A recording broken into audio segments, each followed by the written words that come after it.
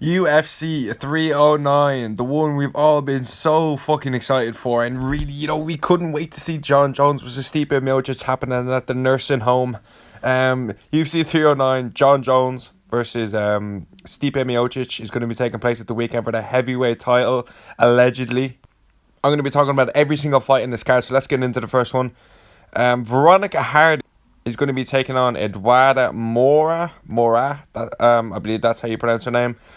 Veronica Hardy's had like a really kind of hit and miss UFC career. She's on a nice little run now, but she's had some pretty bad losses like Gillian Robertson, Andrea Lee. She went on a 3-fight loss streak, but she's on a 3-fight win streak. I'm gonna go with Veronica Hardy by decision. She doesn't really have too much ability to finish fights, if I'm being honest with you. Like, she's got some decent submissions on her record, and a few finishes here and there, but nothing crazy. Like, her 3 wins in a row. One of them was split, 2 unanimous, so I don't really see much happening here, to be quite honest with you. Eduarda Mora, she's pretty dangerous. Like, she's got more finishing capability. She's got a lot of rear naked chokes on her record. Veronica Hardy doesn't seem to be susceptible to that, you know what I mean? So it's quite hard. Like, this is a real 50-50 fight in the most stacked division in the sport. One that absolutely no one cares about. But anyway, we move on. My guy, Owen Elliott. I've been watching Owen Elliott for years and years on Cage Warriors. He's going to be taking on Basil Hazal. This is actually a really good fight. I am going Owen Elliott on this one. Owen Elliott on this one. I think he's got some skills, Owen. I've been watching him for a few years in Cage Warriors, and I always liked his style. He's on a good win streak now. Like, he lost to Figlak in Cage Warriors a few years back. That was a bit of a setback, but he kind of came back from that. He did lose again, but he hasn't lost in fucking years. He hasn't lost in like about 4 years. He's a bit of a decisionator. That's my problem with Owen Elliott. Like, he is a bit of a decisionator. He hasn't finished a fight in 2 years, 2.5 years, which, not exactly ideal, but he gets the job done every time. And it's going to be a real test because Basil had an insanely close fight with Jack Della Maddalena. Like, Basil looked like he could hang in there with the top dogs and took that fight like a week's notice. And then he beat Mickey Gall. Okay? Mickey fucking Gall. Oh, we're going to get on to Mickey Gall. We're going to get on to Mickey Gall real soon. But I just, he's not really got that kind of staple win in his whole career. Like, he lost to JDM, which he did lose, by the way. I genuinely thought he lost that fight. It was a split decision. JDM went on to finish Gilbert Burns. These dodgy fights happen, man. This guy's short notice. Things happen, but enough about that fight. Owen Elliott, I like his ability. I like his ability to control as well. I think he's got some nasty ground and pound as well, but he is a bit of like he's not boring, but like, he does have a lot of decisions, which isn't great. Like, he could try more on the feet. He's still kind of getting his feet wet in the UFC. Like, he beat Woodburn in his UFC debut, came off the Contender Series. He's got some good ability to hold people, but I don't really see Owen Elliott having the ability to finish his fight. I'm going to go with an Owen Elliott decision on this one. Owen Elliott decision. Next up, Mickey Gall, like I just said. Mickey Gall's losing. I don't care who he's fighting. Mickey Gall is fucking shit. Okay, he's going to be taking Brahim match. And I don't really have much to say about this fight. A, because no one cares about Mickey Gall. And B, because he's shit. Bookies have this close. I don't give a fuck. Okay? Never, ever bet on Mickey Gall. Does not matter who he's fighting, bro. He could be fighting someone that's never fought in their life, never trained, and he'll still take him to a decision, okay? Fuck Mickey Gall. Fuck this kind of fight, okay? We're moving on to the heavyweights. Markin Tybura is going to be taking on Renato Diniz. Renato Diniz, we're going to give him a bit of credit here. He was meant to be fighting Derek Lewis last week and got a nice matchup within Tybura, who's, goodly ranked and kind of well known within the division. I'm going to be picking Tybura in this fight just because I think he's got a good bit of experience. Like, I know you're meant to schedule to fight Derek Lewis, but he's already got 2 wins in the UFC. He's coming off a Contender Series. He got a decision over Carl Williams, which is nothing impressive, but he's 8-0. He's undefeated. He's got a lot of finishing potential, but it is heavyweight, you know what I mean? There's not much to really say about, you got getting a rake of first round KOs because heavyweight is fucking shit, okay? There's no skill unless you're maybe the 1% of the 1%, AA, Cyril Gane and Tom Aspinall, or Volkov.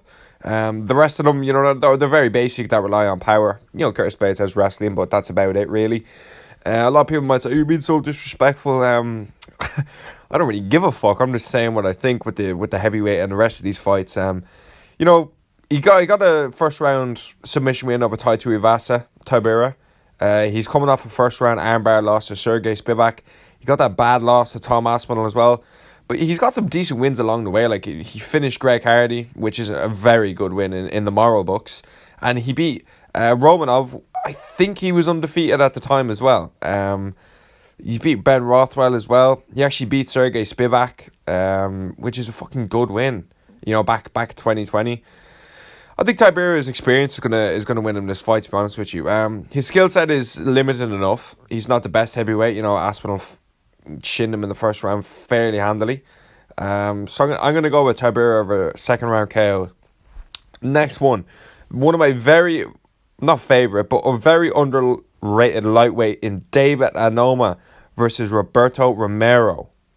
I've been watching David Anoma a good few years now. My first ever fight was it's actually when he lost to Mason Jones back in 2021. I think that fight was, but this is kind of a short notice fight for Roberto Romero. This is going to be his UFC debut as well, so the cards are really not stacked in his favour in this fight, and I don't think he's going to get this one done, to be quite honest with you. I like David Anoma. I like his skill set. I think he's good. I think he's got finishing potential in certain areas as well. He's got a lot of submissions on his record. Not a lot, but he's got a good few submissions on his record. He's got a few wins with his hands as well. I remember he did that Gabriel Santos celebration. It was the Izzy one, and he's coming off Jonathan Pierce win. Jonathan Pierce was riding hot there for a while. He seemed to be fighting Bryce Mitchell. You know, so these are good wins. And Roberto Romero is coming off a win, but he came off a loss after that. Now, he did get a first round finish, but Combat Global is not a big organisation. Let's be fucking honest here. So, I don't think David Anoma is going to have too much of an issue here. Will he finish him? Probably. I'm going to go with David Anoma by second round sub on this one. They're going to be getting in a lot of scrambles. This guy has finishes on the record, so I could see him kind of gassing out as well. But yeah, I'm going to go with David Anoma second round submission on this one. Next one of the OGs of the fucking game. Jim Miller is going to be taking on Damon Jackson.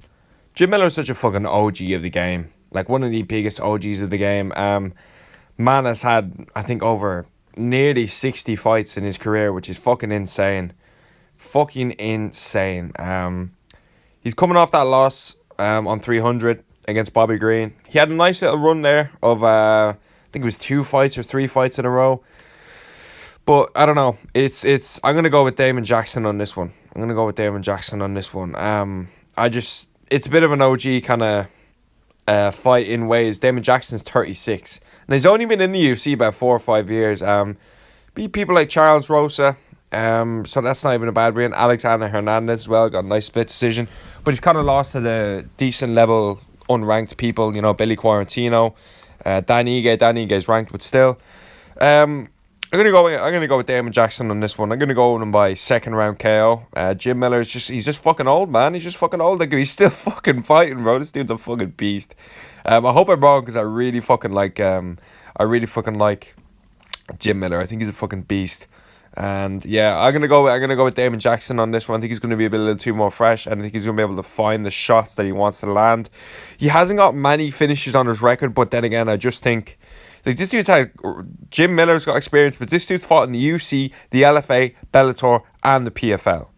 That is fucking insane. So, dude's got a rake of experience as well. He's coming off a loss, but I just think Jim Miller's a bit old now, man. I think Jim Miller's a bit old. We move on to Chris Weidman. Unfortunately, he's going to be taking on Eric Anders. I'm going to call him Irk. So, Weidman's back. I didn't mean that, like, unfortunately. It's just Weidman just seems to be like, every 10 minutes, I'm going to make another title run and stuff like that. Do you know what I mean, man? Like, it's just not happening for you. Great career.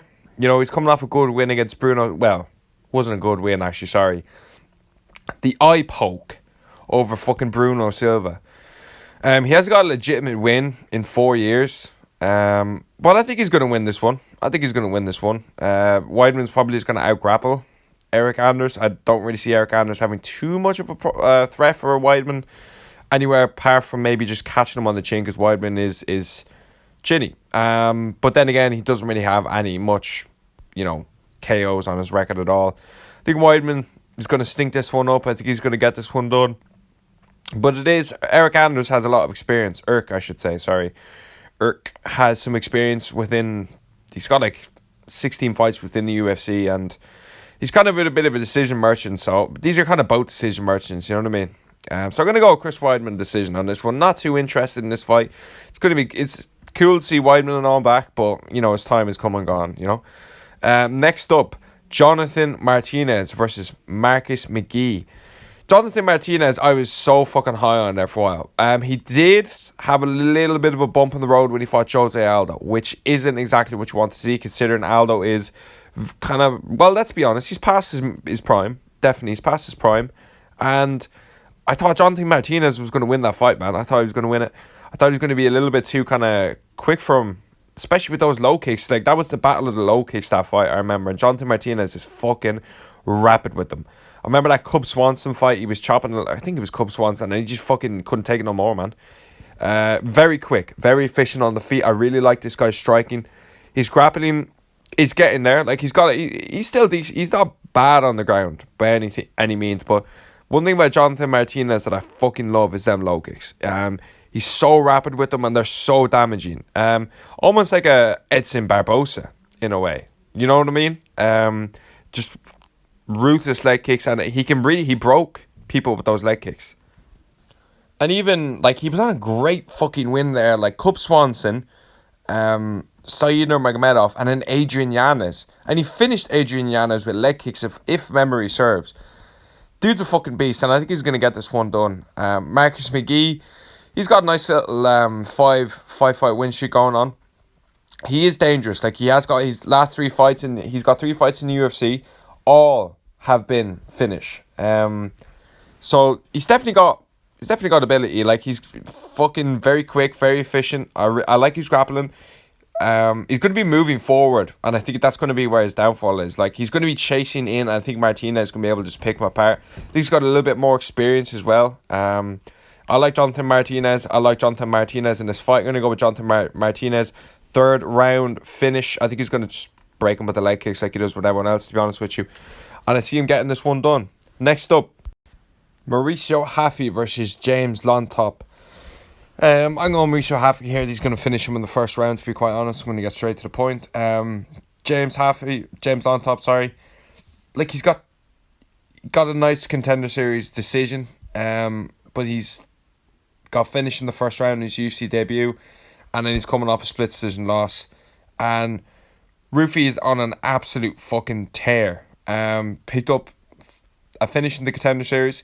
He's coming off a first round finish over Jamie Malarkey, which is a good win. It's not a great win. It's not a fucking amazing win. It's just a good win. Not much more needs to say, but they're going to go with him by first round finish. Next up, we have an absolute cracker at women's flyweight on the main card of MSG over people like Jonathan Martinez, Jim Miller, and fucking Tibura, which Christmas has come early. We have Viviana Araujo versus Karine Silva. As you can see, an absolute fucking cracker on the main card here. I'm gonna go with Vivian on this one. She is coming off a loss, but I just don't really think Karina Silva is good at all, to be quite honest with you. Like, she's on a nice win streak, to be fair. But I just don't see the skill set. I think Vivian's going to be able to just keep her at range. I don't know, she's an underdog at this fight, but I just like her in this fight. Do I give one solitary fuck who wins this fight? Absolutely fucking not. But this is going to be a nice little underdog to cash in on, I reckon. That's my prediction for this one. I think she might be able to keep her range and set up takedowns. And even though Karina Silva's on a tear outside the UFC, and now she's kind of bringing it into the UFC after the Contender Series, still think she can hit a wall. I've seen kind of holes in her games with the very, very limited fights I've seen from her. Anyway, let's move on. Well, I'll go Vivian by decision on that one. Next up, Paul Craig versus Bo Nickel. This is a good fight. If you know about Paul Craig, okay, You know that this is a Paul Craig kind of fight to just go in there and fucking win. I'm not picking Paul Craig in this fight though. I'm picking Bo Nickel for sure. I think Bo Nickel's definitely going to win this fight. But have a look at Paul Craig's record, okay? Have a look at the Magomed Ankalaev fight. Have a look at the fucking Jamal Hill fight. Okay, these are the fights, yeah? Like, he's got some good wins. He beat Shogun back in the day. He beat Krylov. You know, he beat Adrian Muniz as well. Andre Muniz, sorry. But he's lost to people like Brendan Allen. You know what I mean? Ozdemir as well. I think he beat, or lost to, sorry. So he lost a Roundtree as well fucking years ago, I think. Fucking years ago, though. Bo Nickel is definitely the future. I've been watching Bo Nickel since his pro debut. He's good, man. He's very good. But I still have questions. Like, beating Cody Brundage is fine. Beating Jamie Pickett's fine. Beating Woodburn is fine. These aren't any ranked guys, and they're not going to be either. Like, they're never going to see inside of a top 5 ever. Okay, these guys mightn't even be in the sport in a year.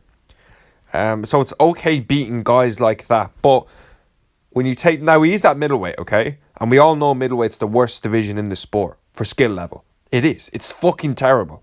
So Bo Nickel is in a division where you don't really have a main state grappler that ragdolls everyone, or is like, oh shit, like, you need to be careful about this guy's wrestling. Obviously, Hamzat's there now. But before that, the only person I could think of that had a seriously, wrestling heavy approach was Vettori. And then Vettori, towards kind of the end of, not the end of his career, but like in his last few fights, has been using his boxing, which has been okay. I can't wait for Marvin Vettori to get back in there and chat a load of shit about someone. But Bo Nickel seems to be the guy at middleweight that's going to be going in there, and you know exactly what he's going to be doing, which is literally going to be shooting for your legs. That's kind of what I want to see in middleweight for a bit, because I've been saying it for a while. They have no main state wrestlers, and it shows, man. They're all just fucking shit, and they all have their own style. Not shit, but like, they all have their own style, where it's picking at Rangers, Drickish, which no one even knows what that kind of a style is. It's fucking terrible, but it wins. Hamzat's going to beat him. Anyway, I like this fight simply because it's going to give a kind of a look on Bo Nickel in a certain way, where he's going to have to actually defend a submission threat that is Paul Craig, because Paul Craig can definitely submit you if you're not careful. I think Bo Nickel's going to be aware of this, though. I think Bo Nickel's going to go in there. Will he finish Paul Craig? Probably will. Probably will be second round finish. I don't see him getting Craig out there in the first. Maybe he will. But if it's to bet, I feel like he's going to be able to feel Craig out early. Craig might have a moment early on where he might get him like a triangle, but Bo postures back up and then gets out of it and then kind of rides out the round there. I'm going to go with Bo Nickel by second round sub. Paul Craig, he was a light heavyweight, so he's not going to be necessarily undersized, but I think Bo Nickel's extremely strong for middleweight. He's quite big, he's not like jacked. Do you know what I mean? He's not jacked. But he just has such a heavy wrestling game that's not seen at middleweight. No, middleweight is not known for wrestling. Okay, it's made for me, kind of decision fucking strikers. That's kind of how I always thought of middleweight, decision strikers. There was always been a striker at the top middleweight. Fucking apart from maybe Weidman. You had Rockhold, you had Bisping, you had Silva, you had Whitaker.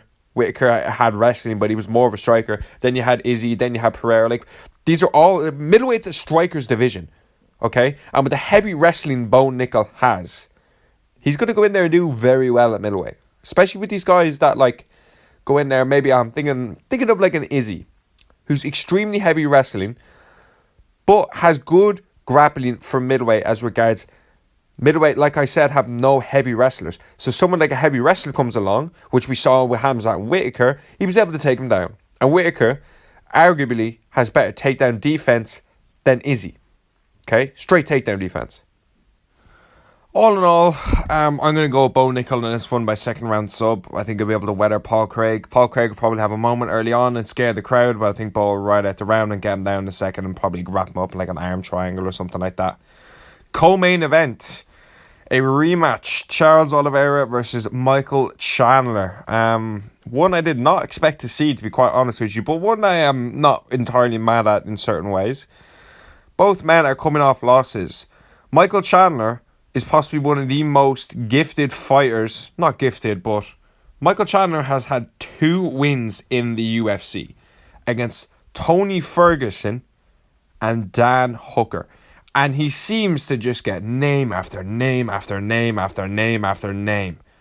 It's insane. And we're stuck in this lightweight triangle of fucking Gaethje, Poirier, Chandler, Charles. Who's going to fight who again? And they're still fucking fighting. Just when I thought I was out of it, with the likes of Charles Arman, Charles Beneil, Gaethje, Fiziev. Now we're back to this. Okay, now we're back to Michael Chandler versus Charles Oliveira, and the winner's going to sit there and say, "Oh, I deserve a title shot." No, you fucking... Chandler says he sees a title shot after this. Let me get into the fight before I get into fucking Chandler, actually. So the fight... I think Charles Oliveira is going to win. I think Charles Oliveira is a smart pick, and I think Charles Oliveira is going to be more active. He's obviously been more active, sorry. And I think he's a smarter pick in this fight simply because he's already knocked out Michael Chandler. This is going to be a 3-round fight, which I think is going to be a bit different to the 5-round fight that was for the title nearly 4 years ago now, I'd say 3.5 years ago. I think Charles is going to be more dangerous on the feet. Charles didn't take a lot of damage, if even much, against Arman Tsarukyan, which is going to play in his favour. Like, he's not coming after a big war.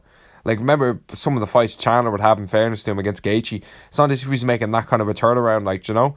Then he fought Beneil Dariush. Before that, Charles, he was meant to be fighting Islam Makhachev, but I think he pulled out.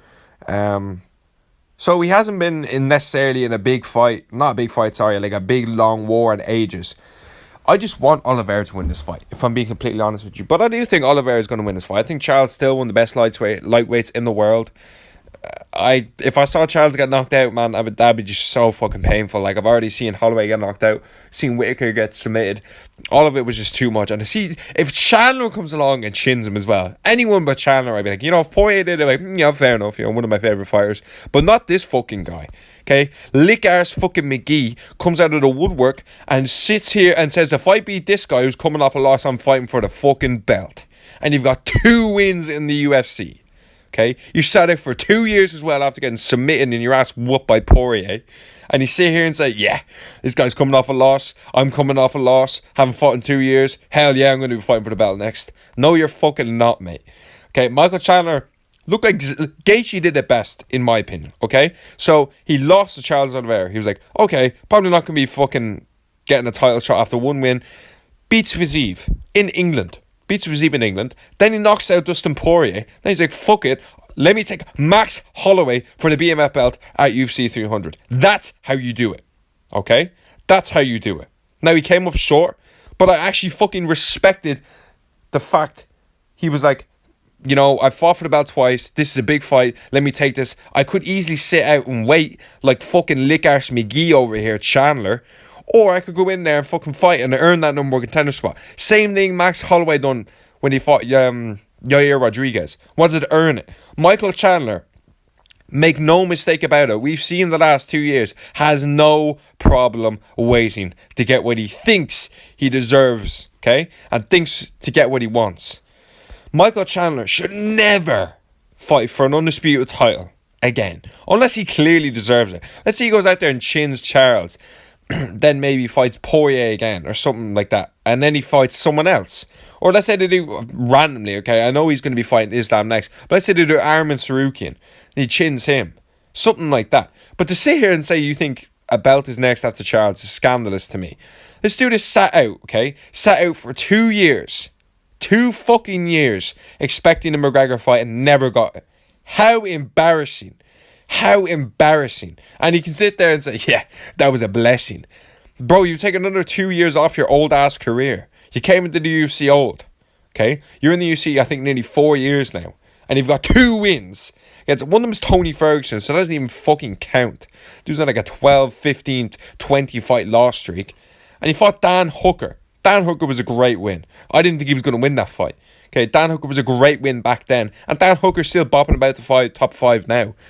So we got to give Chandler where I'll give Chandler where his credit where it's due. 100%. He's had some of the most entertaining fights in UFC history. Let me tell you one thing. That doesn't fucking matter. Because he lost. He lost all of those fights. Okay? And he got dropped by Tony as well. I'm not going to rant anymore about this guy because he clearly fucking wasted his career sitting out for Conor McGregor, who was randomly like, nah, fuck off, mate. I don't want you anymore. You sat out and waited 2 years and he gets gifted a Charles Oliveira fight. Okay? Now you can make the argument, okay, Charles is on a loss, plus Chandler did wait and got kind of fucked over and McGregor pulled out and stuff like that. You know, Did Chandler get off for the fight on that card, or did he say fuck off, I don't want it? I don't know. I'm gonna go with Charles Oliveira by KO here. I hope he blasts this fucking dude, to be honest with you. Just because I really like Charles, and I just think the way Chandler has done his career, you could have had that belt. For sure. You could have beat the likes of Poirier. You could have beat the likes of Charles, Gaethje. You could have beat all these men, but you didn't. You fucked it away. And I can't respect that. But you sit there and say, I don't care about, you know, I just wanted to entertain. That's your own thing. That's your own fault. If you wanted to win, you would have done the smart thing. But you didn't. So, I'm going to go with Charles Oliveira, round 2 KO. Chandler's been way too inactive. Charles has been holding it down against some of the best in the division. He chinned him in the first fight with the most beautiful left hook I have ever seen. One of the most beautiful left hooks I've ever seen. And I think Charles is going to get this one done, man. Next up, we have the main event. Oh boy, I've been waiting for this one. We got Jon Jones versus Stipe Miocic in the main event. The fight no one wants to see, okay? But we're here now, and it's good to get this thing out of the fucking way. But the problem is, this is most likely going to be a retirement fight for both men. Stipe Miocic, I'm pretty sure, has literally come out and say, yeah, like, this is going to be it for me. Like, I couldn't give a fuck about the rest of these guys. I just want to fight Jon Jones. And Stipe doesn't deserve any criticism for saying kind of like, if this is my last fight and stuff like that. And if you're giving Stipe a kind of stick for being like, I don't want to fight anyone else, I can kind of see it. But then again, you know, if you're Stipe Miocic, you'd probably do the same. But then again, you could say that about Jon Jones. But Stipe, his last fight was against Francis Ngannou, got folded like a fucking laundry chair in the second round. Absolutely chinned. Obviously, the DC rivalry lasted fucking way too long. He's got an amazing resume, really. Stipe is an absolute legend in the game. Like, Francis Ngannou, Junior Dos Santos, Overeem, Fabricio Verdum, Andre Arlovski, Mark Hunt. You know what I mean? He finished Junior Dos Santos, Overeem, Verdum, and Arlovski in the first round. He had like a four first round finish straight there. Then he beat Ngannou. What a performance that was in the first fight. You know, absolutely insane. And Ngannou was this big bad wolf of the division. He finished DC as well, round 4, and then picked up a nice decision win against DC. Greatest heavyweight ever. Dude really had it all. Like, he was decent level, good striking, and was able to mix it in with the wrestling as well. That's the Stipe of old. The last time we saw Stipe, he got fucking folded. Okay? Bad. There's a reason he's been out for so long, bro. There's a reason you haven't seen Stipe, okay? He's back now. He waited out for the Jones fight. You know, and let me get into Jon Jones. So this steroid cheating scumbag has found himself at the top of the sport once again, and you know, credit to him. You know, he's got an amazing career. He's got an amazing career that look, let's have a little look-see at his resume. So, he got a Cyril Gane win. You know, took that on 5 weeks' notice. It's just insane to me that there was a Francis, that the champion for so long was Francis Ngannou, and didn't really see Jon Jones wanting to take a short notice fight against Francis Ngannou. It's that's a weird one, all right. Didn't take that on 5 weeks' notice, did he? Then we got Dominic Reyes. You know, he clearly won that fight, didn't he? You know, Dominic Reyes he didn't beat the fuck out of him, but Dominic Reyes won that fight. We can all agree. Cyril Gane, the most one-dimensional fighter in not one-dimensional, but like clear as day what that guy is going to do. Does it extremely well and better than anyone in that division, and probably the best ever at doing that in heavyweight for sure, but has no grappling threat over someone like Jones. Okay, very, very clear as to why he took that fight on 5 weeks' notice and shot in for a takedown in the first 2 minutes. Then you have Thiago Santos and Anthony Smith, okay? Couldn't finish either of them. Couldn't finish Anthony Smith. But you know, whatever. Then we have Daniel Cormier, Alexander Gustafsson, great wins, you know. Failed steroids tests, okay, for DC. So he actually hasn't got a win against DC if we're being serious here. Okay, so when he beat DC the first time, he popped for steroids. They were scheduled, he popped for steroids, event got cancelled. And then after the fight, he got popped for steroids. Really great champion this guy was. It's insane. But, you know, full marks to this guy for cancelling events because he's failing steroids tests. Okay, and this is your GOAT? This is your GOAT. This dude isn't even in the conversation. And the most pathetic part about Jon Jones' legacy now, that's going to go up in flames after this Stipe fight. Thank fuck, because he's a fucking scumbag. The fact is, this dude literally has failed so many steroids tests, okay? Had events moved simply because the DC one, actually, let me get into the events first. Events moved because they found pictograms of a steroids test and he was a castrated male. Had testosterone of a castrated male. I read about that in that fight. So, you never hear people talk about this when they go conversation with Jones. And if they do talk about it, they have a little bit of sense. But people calling Jon Jones the GOAT are out of their fucking mind. The dude has failed so many steroids tests, okay? You cannot count him in the conversation. You simply can't. And it's a real shame because he's got some of the most... is some of the most talented work I've ever seen in the cage. The things that man is able to do, keep at range, the way, even the Cyril Gane, if you look at the Cyril Gane fight, I'm going to give him credit here. Gane threw like a jab, Jones ducked, got the takedown, and then got the back perfectly. The dude is insanely talented, okay? But he is not the GOAT of this sport, simply because he's taking steroids so many times and he's failing tests for steroids. So you simply cannot put Jon Jones as the GOAT. And if you do put him as the GOAT, I just think you're wrong. I think you're wrong. You're literally glazing performance enhancing drug user. Okay? And the fact he's ducking Tom Aspinall as well is ridiculous. There's a clear number one contender at heavyweight.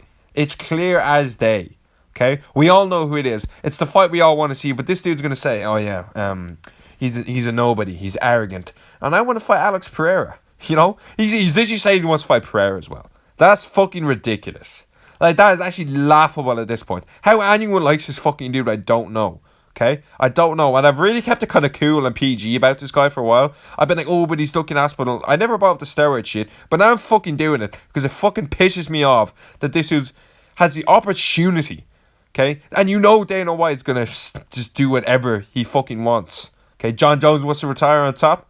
Hell yeah, fucking badass. That's fucking. Did you see that Stipe fight? That's badass. Shut up, man. I'm sick of this fucking shit. Tom Aspinall is the real G of this division. He starts both of these in the fucking same night. Okay. Anyway, on to the fight. I think Jones is going to be able to keep Stipe at range. I think his fight IQ is going to be a little bit too much in this fight. It's hard to see a path to victory for Stipe that doesn't require like him just holding Jones down. Stipe can have a little bit of success on the feet, but I think Jones is going to be able to do well with, like, if Stipe gets close, let's say they get into a clinch. Jones is very good at being able to use his knees and stuff. Knees in the clinch. The spinning back shit probably isn't going to work as much now, simply because Jones is quite old. And I don't think that's going to play into his favour. Age is going to be definitely a bit... This isn't prime versus prime here. This is old versus old. This should be at a fucking nursing home, okay? And that's why I kind of think this is going to be a bit of an underwhelming fight. Like, I don't really see this being a barn burner. I hope Stipe Miocic wins, but he's not going to, okay? It's not like this is a Stipe that's kind of like... If Stipe was like, let's say he lost to Francis, okay? Then he got a few wins. He beat like a Tybura. Then he beat like a fucking Almeida. And then he beat like a Spivak or Volkov. And now he's fighting Jones, okay? Then they'd be like, oh, okay, he's still got it. Maybe he has a chance here. You know, he's on that good momentum. But he's coming off a loss. That was like 4 years ago. Like, he was hobbling into Madison Square Garden last year. I don't see him being able to take those oblique kicks from Jones. his fucking knees, bro, that shit looks painful. Implement the head kicks as well for Jones. Jones and Stipe aren't going to be necessarily oversized compared to one another as regards no one's going to have the size advantage. Jones might be a little bit more like fat and muscular, but I don't think Stipe is going to feel his strength like as regards like a, it's not like it's, I don't know, a jacked fucking dude. Like Tom Aspinall's huge, okay? Tom Aspinall's massive, and like it's not like him fighting fucking the smallest heavyweight there is. I feel like they're going to be physically matched, so it's going to be interesting there. But I just think Jones is going to be too smart to keep this at range. And I think John Jones' decision. I don't think he's going to finish Stipe Miocic, to be honest with you. Do a little bit of clinch work as well. Get Stipe up against the cage, kind of weather him out, because who knows how Stipe's gas tank is going to look, because he's mad old. Same with John Jones getting into that 4th and 5th. We didn't see it against Ciryl Gane. There is still questions about John Jones at heavyweight. But going off what we already know about the two fighters, if this fight was to take place throughout their whole career, I see Jones winning. Simply because I think his fight IQ is special. As much as I shit on John Jones in this video, I'm going to give him his credit when he deserves it. That this dude's fight IQ is special. Okay, it's special. I don't know why he ever took steroids, because he doesn't need them. Okay, it's that fear of losing that he took them. I think it's like when he's on Rogan and he was saying, "Oh, I'd party a week before my fights just so I could look myself in the mirror and say that's why I lost." Okay, John Jones needed steroids to feel like he was scared of losing. I always thought that's the only reason he took steroids, is because he was scared of losing. Not the only reason, sorry, but that was a reason he took them. He just wanted every single way of winning. And he got popped for them a few times. You know, he has no legitimate win against Daniel Cormier, and it's just a massive dent and stain on his legacy. That's why John Jones will never be in my GOAT conversation. To be quite honest with you, DJ, GSP, they're the two for me. And what makes, you can say they both lost. GSP lost, came back, showed championship, and then won a second belt. That's championship level shit. Okay, I love that shit. DJ went on, lost, and then went to become ONE FC champion. That's the shit I love. Okay, that's the shit I love. I'm gonna go with John Jones via decision on this one. I think Stipe is old. They're both old. They're both ducking Tom Aspinall, and I would say I'm looking forward to this fight, but I'm honestly just looking forward to what happens after this fight. Because let's say Jones is like, okay, that's enough. Okay, he vacates the belt. The only real mega fight left at heavyweight is Ciryl Gane versus Tom Aspinall, and Ciryl Gane has got his hands full now in a few weeks against Alexander Volkov, and that's kind of the reality of this situation. That if Volkov was to win that fight, Aspinall breezed him. Okay, fucking smoked him in the first round, and although Volkov has gotten a lot better, Ciryl Gane's the only fight I'd really be interested in Tom. A heavyweight completely. Like, there's no one else he can fight, bro. So heavyweight's gotta, like, it's in a good spot, but it's in a very bad spot, because if Jones does stick around for one more really, with the Aspinall fight, that is top 3 biggest fights the UFC has ever seen, bro. It is massive. But that won't happen. You will see Alex Pereira versus John Jones before you see Tom Aspinall and John Jones. That's just the reality we live in. But I'm going John Jones 49-46. Stipe might take the first or the second round, or the first or second round. But John Jones is going to be able to pick him at range, and he's going to be able to do his thing. Because he hasn't had a really entertaining fight in ages. And Stipe, he needs to get in his face. Stipe needs to get in his face and just make this... Do what Dominic Reyes did. Don't let John Jones fucking pick you at range. Don't play his game. Get in his fucking face. Stipe might be able to do that, but I don't see it. Prime Stipe, or like I said, if Stipe was building up the wins, I'd be like, okay, he might be able to do that. But I don't see it, man. I don't see it. And I think Jones can dictate this pace and dictate this fight. I'm looking forward to seeing what happens after this fight. I'm not looking forward to this fight. To be honest with you, it's boring. So let me know what you think in the comments below. Thanks for watching.